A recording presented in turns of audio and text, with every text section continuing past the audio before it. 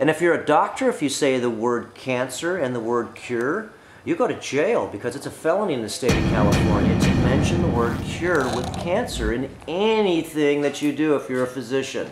We know this.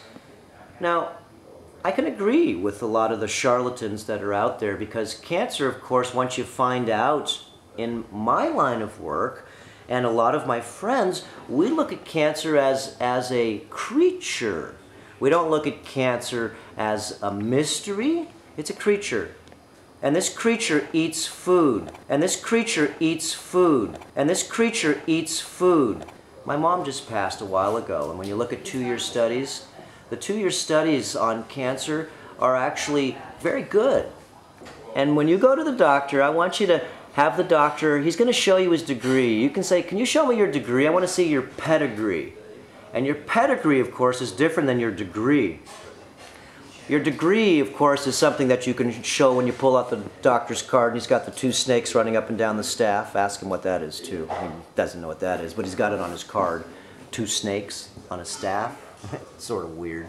Have on a medical doctor's card. What do you got a snake on there for?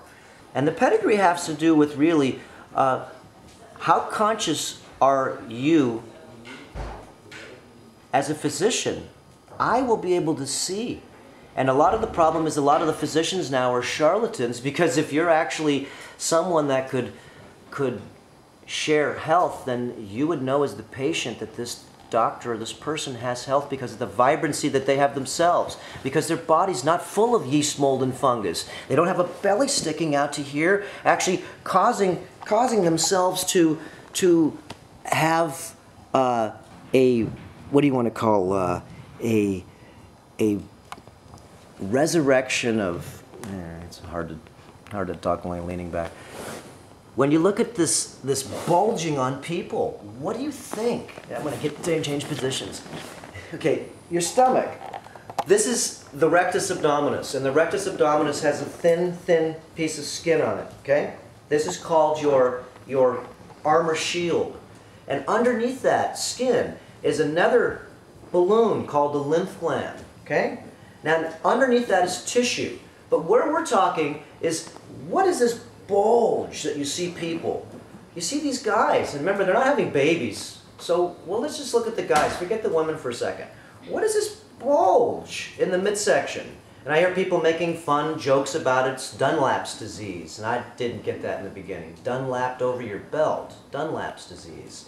What is this thing? What is pushing? Remember, the tissue's only this thick. When I went to medical school, chiropractic college, I was cutting up bodies. It was part of my job, actually, to learn anatomy. And no one wanted the thick or the fat bodies because they were so full of the stuff we call fat. And the funny part was that the skin was only this thick on a 200-pound or 250-pound person.